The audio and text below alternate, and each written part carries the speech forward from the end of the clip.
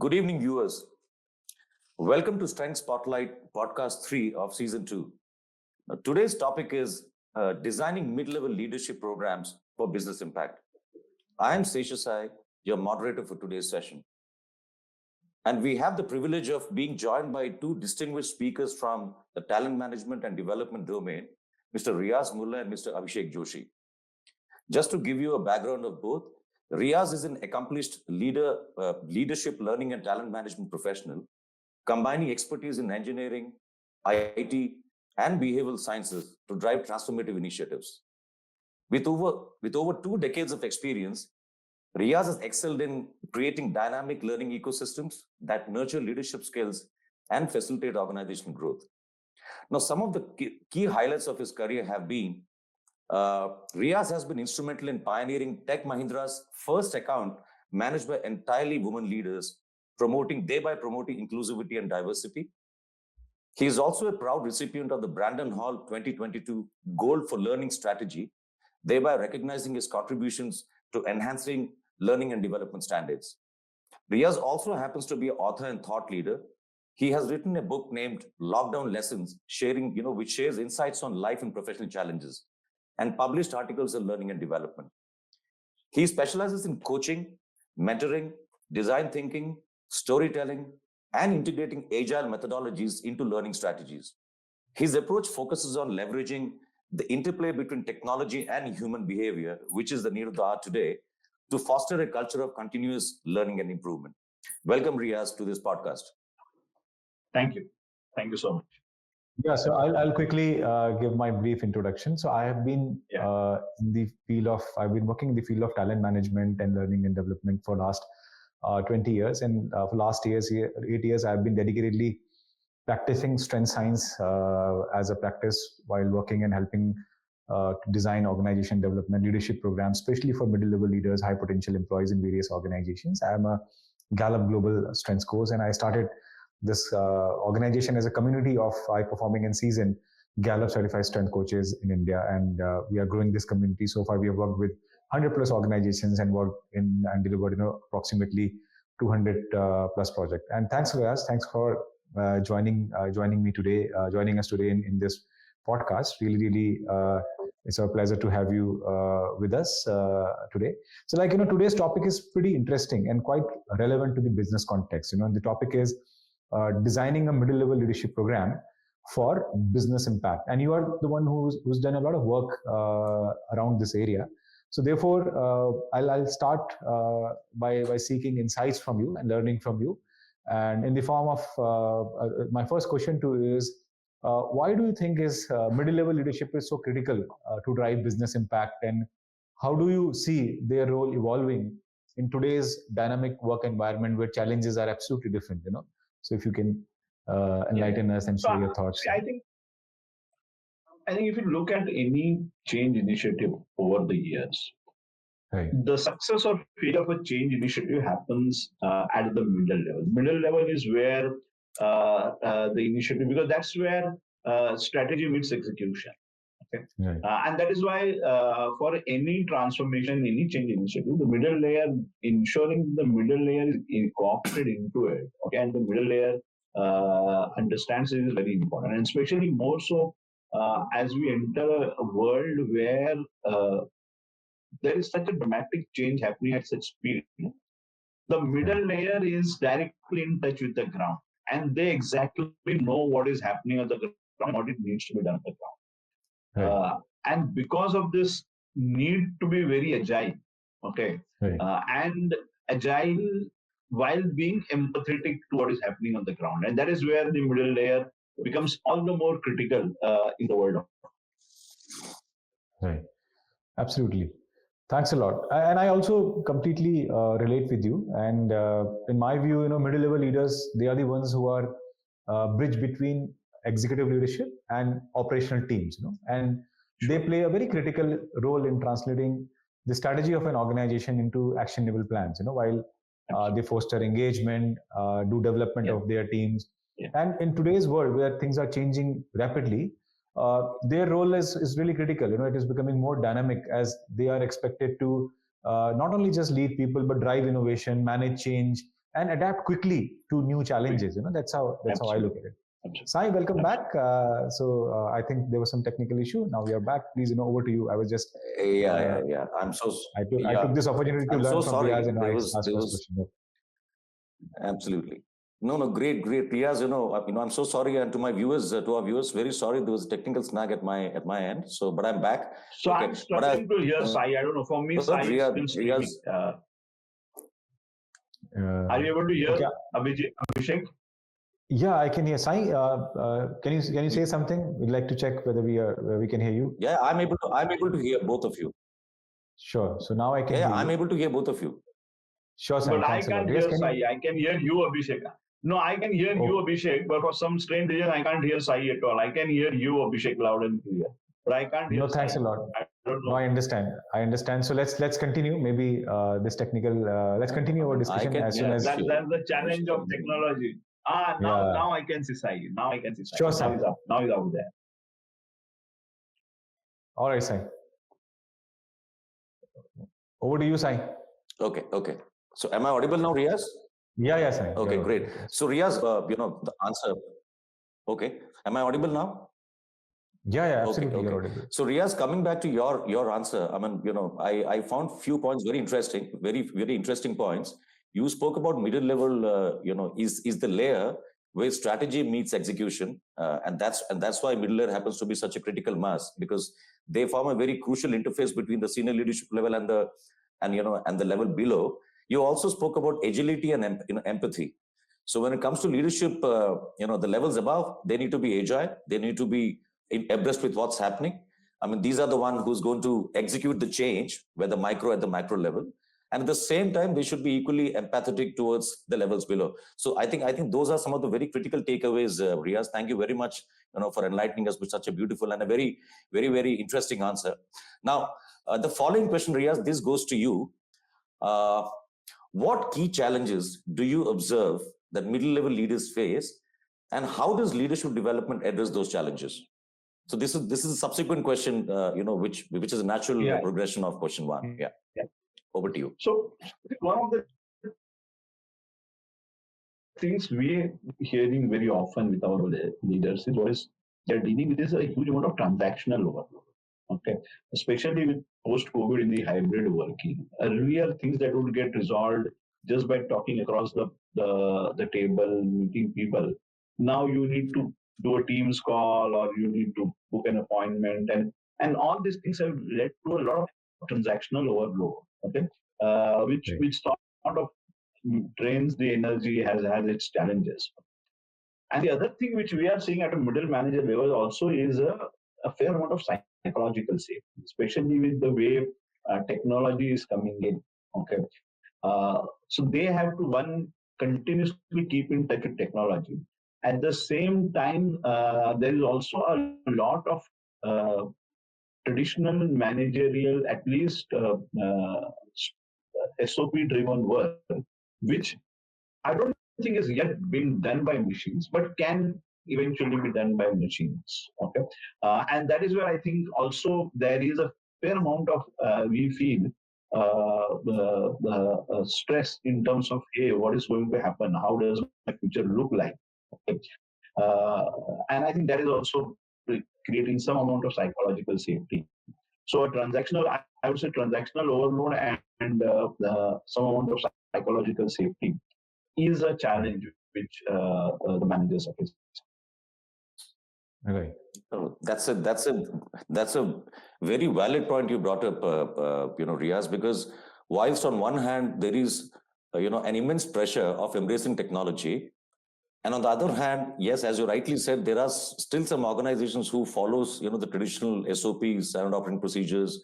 So I think to create a balance and to create a bridge so that the transition is smooth, and which requires a psychological safety. I really like the term psychological safety to a large extent, because there should not be any kind of fear psychosis.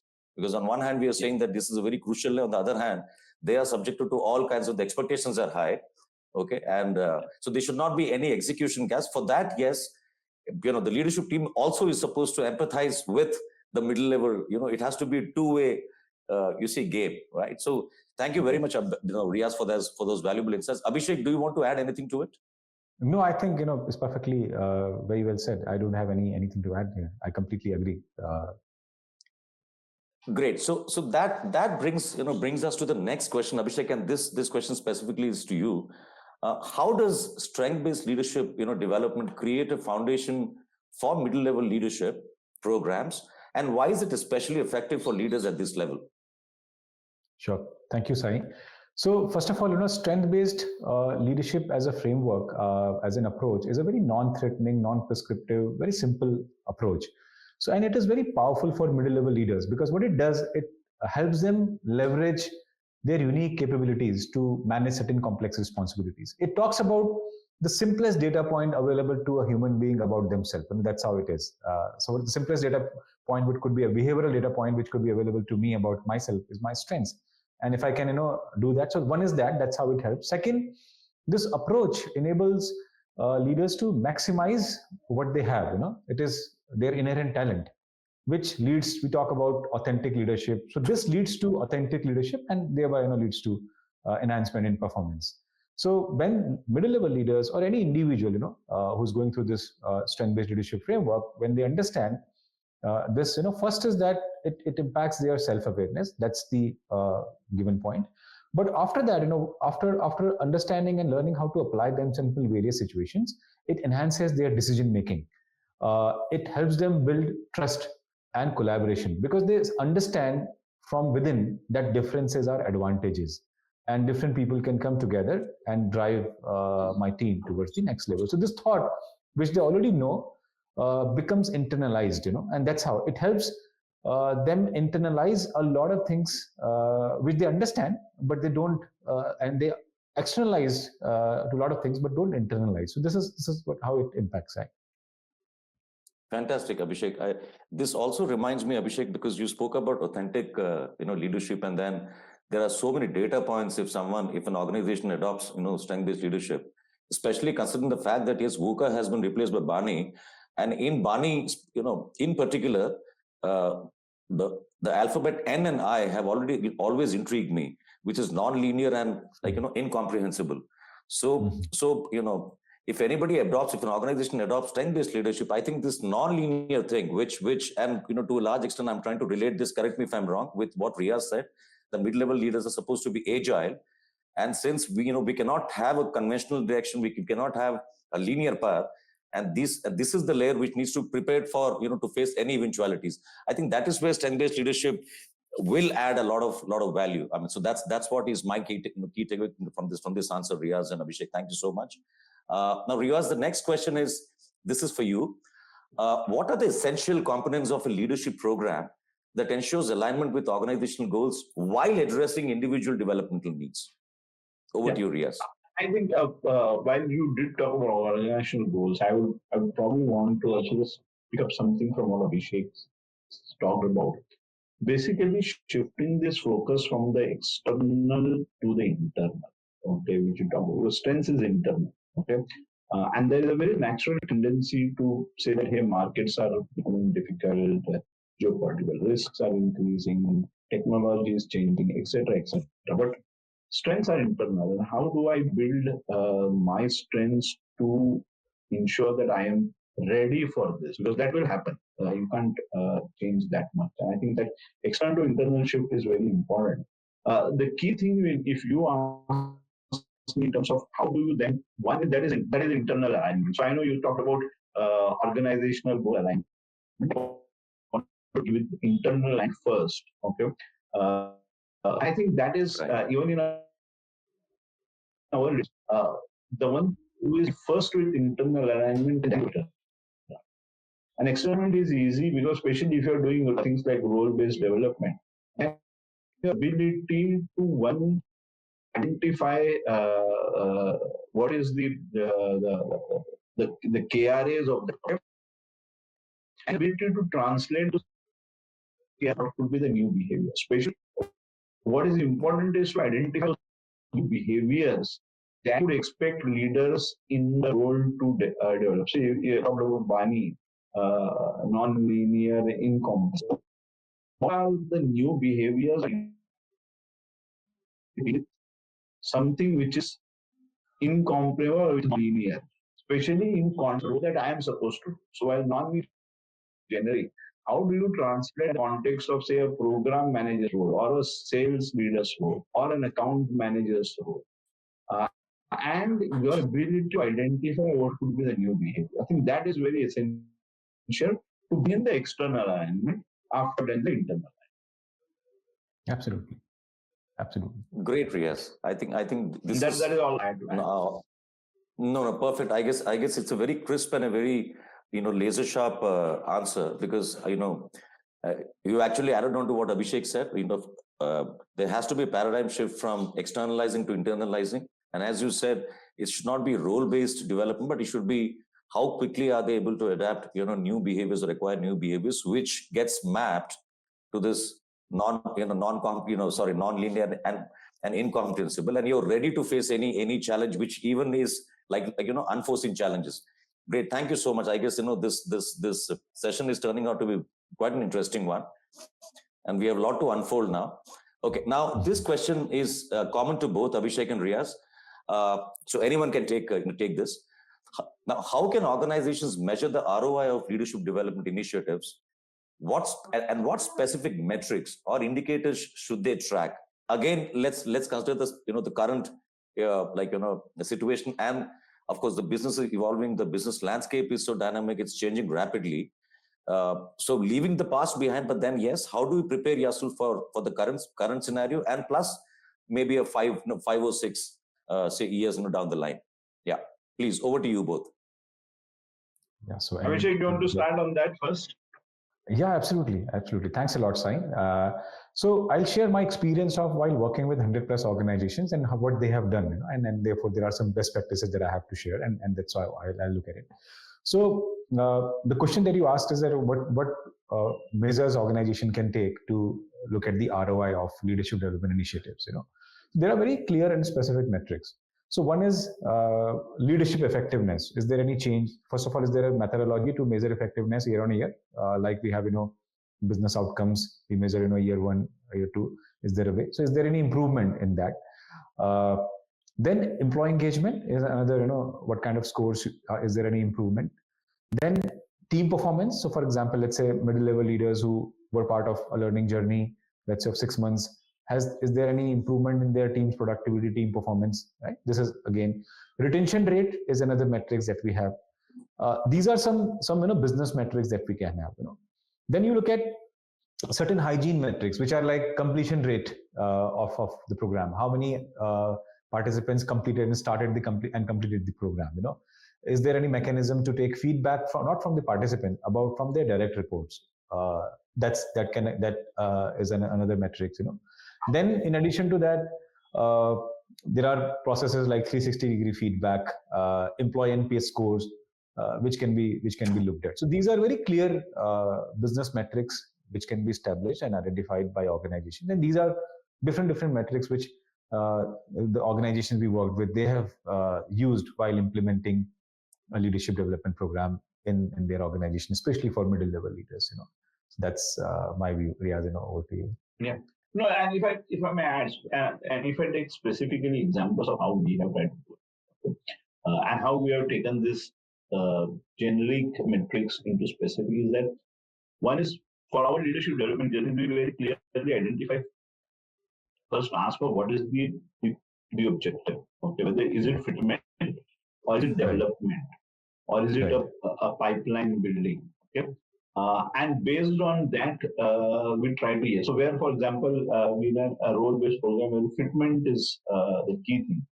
Then again, we look at okay, what are the roles? What are specifically which roles are there where we are having a fitment challenge, and then how do we ensure that at the end of the program, those we are able to find candidates who are able to who are successful for suitable for that role. Okay, where it is a pipeline development program, we look at hey, what is the expected pipeline? We study the hiring data in the last 6 months, and we look at what are the open positions for the next 6 months, and then identify okay, which roles exactly the pipeline is today weak, where we need to move the pipeline. And then at the end of 6 months, you see, we have got the pipeline. Has your external hiring in those roles reduced? Okay.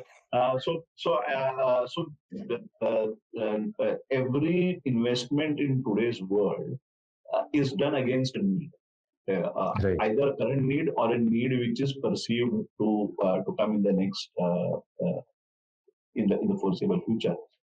And how do you then identify metrics to measure that whether that need is met or not, and then you demonstrate that yes, how the program should improve on those metrics. That's broadly the formula that I see Right. that we apply when we do our Absolutely. Great. Thanks. Absolutely. I think thanks Riaz and Abhishek. I mean, one critical thing that I also feel that because as Riaz you said, any leadership development program, either it is meant for aimed at fitment or development or maybe succession. Rather, I would planning. use the word succession management. It should not be planning, because planning is like more short-lived. Okay, it's like a more tactical thing. Because succession management is an entire process. Okay, I feel that when it comes to ROI, and which is a very common question which is being asked, that okay, because eventually we're dealing with inexact science. I believe that the cohort and whosoever are the reporting managers, we just don't require the blessings, but they should be invested both in terms of, because they need to be invested in the entire journey, because eventually those are the ones who are going to validate and who are going to actually they are the ones who should be able to comment that yes, there has been a needle movement which is quantifiable. And then we talk about, of course, behavioral outcomes. On one hand, we talk about behaviors, but if you really want to quantify that, it is the reporting managers who knows the importance of this entire journey, and even whether it's a part of role fitment or development or succession management, each of these steps is critical, which is either going to have an impact on the top line or bottom line. So I think great. I mean, we're arriving at some very crucial insights. Okay, now here comes the next question. Okay, now this is Riaz. I would again start with you. Okay, now Riaz, because why, since in your profile, and I'm, really your profile is very, very powerful, because, and I really liked it because you leverage technology, the interplay between technology and human behaviors. Now, keeping this in mind as a base, now can you share some insights with the help of an example where leadership training directly influenced business outcomes or improved team performance? And how did you use, maybe the audience will be interested to hear it from you, that how do you leverage technology in this? And I'll probably directly come to the technology part of it. I think in terms of designing the journey and all that we talked about. Okay. One very interesting place where we have used technologies, we have built an internal app called as Habit Builders. Okay. Eventually we realize that ultimately leadership development is nothing but identifying and building enabling behaviors. Okay, if they were already existing, then the problem would have been solved. Okay, but the new role or the new world or the new person requires certain new behaviors. So and behaviors take time to be formed. Okay, so while in the development journey, no matter how long that is, once you identify your strengths and you also identify, hey, I now need to use my strength in this manner, or I need to do this behavior. Then you need that continuous nudge to change, because the human mind will, we all know the comfort zone automatically. Once the program is over, you tend to have a natural tendency, all of us have a natural tendency to slip back to our original behavior, because that's been our natural side. So so what we do is in the habit builder is we identify what are the 5 or 7 key habits that now we need to be practiced in the given context of that leadership role. Okay, right. And at the end of the program, we have created, using technology, a daily nudge app which asks the learner, hey, today out of the 7, which habit you made a conscious effort to practice? Because a new habit requires to be consciously practiced till it becomes your subconscious pattern. and that is done, and it's just a click for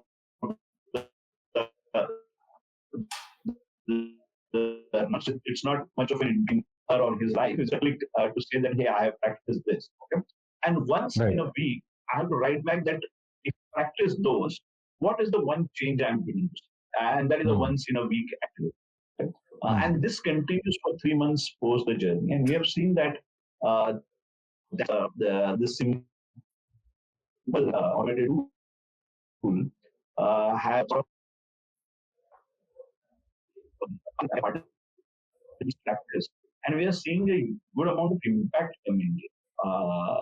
And we are directly being able to capture the impact. So one is you of course ask the manager and get a manager here, but here we get validated impact, and we only just share the impact with the managers so that they are aware that hey, this changes. So that has been one tool. We have a builder tool which has really been of great significance. And what we are now realizing is that since we put this tool over about 2 years now, we have almost 10,000 plus more than those habits now. Okay, and now we are able to run a co-pilot or an AI engine on it to say, hey, what are the key habits that are being practiced? What are and if these are the key habits, what are the key enablers that need to be put into place to help people practice those habits and all that. So now with that data, now we are able to apply AI to see how we can better enable participants to apply that. Right. So very interesting stuff now coming in, because now we have got actual data of habit cycles. Very nice. Fantastic. Riaz, it's so good to see that technology has become the accountability partner of the learner. I mean,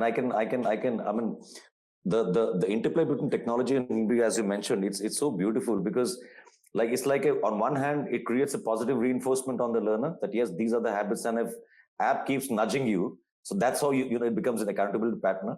That's one. And second is you've been able to create a library of habits, and then if that library feed into the AI engine, so train data and test data, and then the prediction, and it'll exactly come, it'll actually prioritize the habits depending on the role. I think great example. Our viewers will certainly enjoy this. Yeah, Abhishek, any take off, any take on that as far as you are concerned? I think it's a fantastic example of how technology can bridge gaps, specifically in focusing on and fine-tuning certain nuances. And that's very, very critical, and because what happens whenever we design leadership development programs, the broader things are very well taken care of. But what creates impact is nuances, a little bit of fine tuning, some insight, some data, and that makes a lot of difference. They multiply when it comes to overall impact on then designing again, looking at impact, and cascading, scaling up within the organization. And I think it's a fantastic example, and it's a great learning for me also. Yeah, I'd like to maybe schedule a call dedicatedly after this, and maybe learn more about it. It's very interesting example. Yeah. Sure. So Abhishek, you stole the words from my mouth. Huh? I was about to say this, and we have to have another session exclusively on this. Anyways, absolutely. So moving forward, Abhishek, this question is for you. How can leaders apply their natural strengths to navigate the balance between managing up and supporting their teams? That's one. And do you have an example to share? Yeah, Sai, so if you look at when leaders work within the organization, and when they understand about your strengths, it helps them build trust, But what happens? Why? Because when you know about your strengths, you lead with vulnerability. You don't try to be perfect because you accept yourself really well, and it works for you. So it's you become very open, and you understand, accept the areas of strength, things which come naturally to you, and you also know that okay, these are certain things which don't come naturally to you, and it helps you to allow and appreciate that okay, there could be diversity in my team, and it's absolutely perfect, and I need diversity in my team. I need diverse people, diverse opinion, people challenging my thought process, looking at things in different perspectives, and this actually develops a culture of mutual respect. And that's how by focusing on each individual and what they bring to table, leaders are able to understand not just who they are, but understand how their senior stakeholders operate, and also bridge gap between the team members that they work with, operational team members, and the strategy and the execution. So it's very, very simple. We recommend them to start leading with vulnerability. Don't try to be perfect in everything, and that things will happen smoothly. Yeah, I think that's a great point, Abhishek. I think this one aspect of strength-based leadership actually stands apart, that you learn to accept the way you are, and as you said, vulnerability, and others also accept the way you are, and vice versa. So this becomes reciprocal, and then it becomes relatively easy to work with each other. Okay, so regardless of, irrespective of. Give you an example, Science. So, for example, let's say I was working with the leader in an organization. This leader had a strength called relationship building, domain of strength. So we look at strength and we look at the natural domain of the leader. And once this leader understood this, he understood that he can maintain very open communication with senior management and support team, and started leveraging relationship building more confidently. Similarly, there was a leader. We discovered that one of his top 5 strengths is restorative. And people who are restorative as a strength, they understand problem solving comes quite naturally to them. So this person understood that I can actually apply myself more consciously and take on more problems to solve, and therefore this is pretty simple, but it works when these thoughts comes with conviction. You apply yourself with more intention. And there is this concept called basement of strength and balcony of strength in strength science. But basement means my strengths can become impediment for me. So while I'm a middle level leader working with various organizations, various team members, I understand that, okay, do I go in the basement while reviewing my team members? So I have very specific insight about what I do, and no one is guiding me from outside. While going through a leadership journey of 3-4 months, I have got deeper understanding about how my basements work, how my balcony of strengths operate. So that's how it is. Great. I think basement and balcony, very interesting 2 terms. Riaz, any thought on that? Because I guess you guys are actually complementing each other very well. I mean, so on one hand we're like the habit builder when we're leveraging technology. On the other hand, we have basement balcony. I think we just have to find the confluence between these two. But anyway, I mean, a quick thought from you, Riaz, on this. No, I think one of the key challenges that middle level, or one of the key skills that middle level managers need to learn is how to balance between a basement and the balcony. Because they can't be in basement and they can't only be in balcony. But this balance between strategy and execution, which I understand would probably translate into basement and balcony, I think that's a key skill and a key balance that managers need to pick, especially at a middle level. Fantastic. I think that's a great analogy, basement, balcony, and strategy execution. So it will help our audience and the viewers to comprehend it and then internalize it. So great. Thank you so much, Riaz and Abhishek. It's been okay. Now moving on to the next question, Abhishek. This is again for you, Abhishek. According to you, what strategies can middle-level leaders adopt to build trust and foster collaboration across diverse teams? That's one, which is followed by, and how can strength-based leadership help? So again, I always say that leaders who have reached in any organization up to middle level, it is they have done a lot of things right in their life, and that's how they have climbed the ladder, right? And they have experience, that's how they have been given responsibility to be between a bridge between execution and strategy. So when they look at data, so at that stage, at this stage, when they look at data, if we can provide them data, so strength-based leadership actually provides them data about their teams. The tool we use a tool called Strength DNA of the team. So when a leader sees the strength DNA of the team, so we create this, as a part of the exercise, and we create, strength DNA of top 5, top 10 strength of each and every individual, and we give complete, breakup to the leader. So when the leader has access to such data points, then leader understand that, okay, what can I do? What kind of initiatives can I take to foster collaboration? So there are certain things which come very naturally to the team as a group, as a part, because there are certain elements which come from the organization culture also. So they are fine. But there are certain things which are required to be built.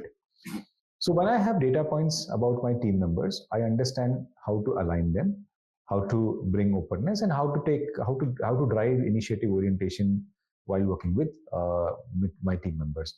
And when I'm approaching my team members, and when I have access to this data, I have access to this data about what works for them. And when I know what works for them, I can use it more productively, and I can enhance my alignment with them. I can be very open with them. Openness is not about having open door policies. Openness is about understanding people the way they are. So with the help of these data points, which as a part of framework that we provide, leaders are able to drive collaboration, and that's how strength-based leadership helps them, because they again start focusing on what each individual brings on table, and then leaders can align them by understanding that from the point of view of data. They align them for a common goal that they want to drive. So that's how it works. Great, Abhishek. I think you spoke about data points which are credible, reliable, and of course scientific. Okay, and if any leader has such concrete data points, it will be relatively easy for him or her to actually handle the teams. Perfect. Riaz, just a follow-up question for you on this. Do you think that, I mean, in your experience, with almost close to 3 decades of experience, I mean, do you think that strengths are like undermined, or let me put this way, strengths are overrated and weaknesses are strengths are underrated and weaknesses are overrated? In your experience, I mean, what's your take? A quick take on that. I think strengths are not perceived as rigorously as weakness. A lot of focus happens on overcoming weakness, but knowing my strengths, you don't spend that much time in knowing my strengths and leveraging my strengths or maximizing my strengths. Okay, I think a lot of conversation happens in terms of identifying and working on areas. That is how I put. Great, absolutely, yeah. So great, Riaz. So Riaz, that now that brings me to another question. I mean, I think we still have around 7 minutes to go, so we have just enough time to pick up a few questions. Riaz, now this one is for you. Now, how do you ensure that mid-level leaders, of course, you spoke about agility, strategy, execution. So how do you ensure mid-level leaders remain agile and adaptive in their approach, especially in industries like tech, okay, where change is happening at a very rapid speed, right? So, and I think you are the best person to answer this, especially because in tech industry, it's so dynamic and volatile. And agility and adaptability are the two major competencies which mid-level leaders are supposed to exhibit, I think, demonstrate. So how do you? So what's your take on this? And I think the one thing which the one thing that drives both of these things, the one thing that is the bedrock of all these things is continuous learning. Okay, how do you ensure that you provide an opportunity? I will not say an opportunity, but you provide an avenue for your middle managers to learn just in time, learn continuously wherever they want. And I think for that, building an ecosystem, okay, whether in the ecosystem of learning partners, okay, building an ecosystem of various tools, okay, ensuring accessibility through multiple devices, okay, and also access to coaches, mentors as needed. Okay, it's all very easily said, but how efficient in a system that you create where a mid-level manager knows that yes, I have access to a learning source when I need to learn. Okay, because it's now almost impossible to predict with a fair amount of accuracy what would you need to learn when. Okay, and that is why I think having a flexible ecosystem where you have the resources made available in various methodologies, and the learner then can access based on his or her need. Because people are now, they know that yes, this is new and I need to learn. So they know their needs well. Okay, our job is to ensure that the right kind of ecosystem, including partners, including tools, assessment tools, etc., are available for them to learn when they need. Fantastic. So learning made, learning is can be personalized to such an extent. And this is where I guess learning will make it so pervasive that no matter where the person is, there is an opportunity to learn. Exactly. And that is where I guess AI will also play a crucial role going forward, because it's like, should be treated as an ally rather than, because, I'll come back to you what you mentioned earlier, habit builder. Now, see, I mean, it treated like you guys treated library, and then it gives you back the results that, okay, these are the prioritized. So this way, I guess we just have to figure out multiple combinations wherein AI cannot be a deterrent or technology cannot be a deterrent, rather than it will act as a catalyst. Thank you so much, Riaz. I mean, that's been a very insightful answer. Now, one last question. I guess we just have 4 minutes. Okay. Last question, which is open to both, and a quick, maybe a few lines. So, what is one piece of advice or key takeaway you would like to offer to organizations who are looking to design impactful leadership programs for their mid-level leaders? So, Abhishek, from you, 1, 2. Riaz, from you, just 1 or 2 points. Yeah. I'll request Riaz, please. Riaz, please. Yeah. If I were to look at it very quickly, I think two things organizations should take care of in the design of the learning. One is, I think, listen to them. Okay, listen and co-create with them. Okay,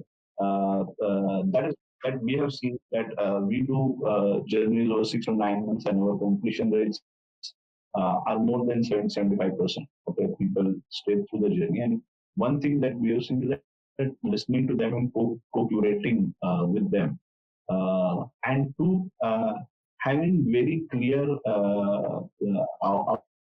intent in mind in terms of the outcome. Okay, being very clear and open about your intent for the program, if it's fitment, if it's development, and what could happen to the manager post the program. Okay, how does the program help the manager? Being very clear about it, I think these two things we've seen does help a lot in coming up with the. I do these two things. Thanks. Great, Riaz. Abhishek, your take? Thanks a lot, Riaz. First of all, really great insight. So my points are very simple, Sai. So my advice is based on create a leadership development journey for middle-level leaders based on focus on personalized development, because I believe every leader is unique and their growth journey can be tailored to their individual strengths and development needs. Second is use reliable, valid, and credible tools. It builds trust and it builds conviction in them. Third is very simple. Less of jargons and simplicity of implementation. Yeah, so that's these are certain things I'd like to share. And this reminds me. One of the feedbacks that we very almost invariably get at the end of every leadership program is that, hey, this just didn't help me in my job. This has actually helped me enrich my life better. Okay? And we see almost invariably every journey participant say, hey, this has helped me lead a better life. So it's not just about helping them do their job better, but helping them also lead their life better. And I think that really adds a lot of that. Absolutely. Great. So that brings to the end of this podcast. Thank you for joining the viewers for this insightful discussion on the critical role of mid-level leadership in driving business impact. Riaz and Abhishek, your insights have been, and expertise has illuminated the pathways that organizations can take to develop effective leadership programs. Okay, and I'm sure there'll be a lot of takeaways. Now, as we wrap up, remember that investing in leadership development is not just about enhancing skills.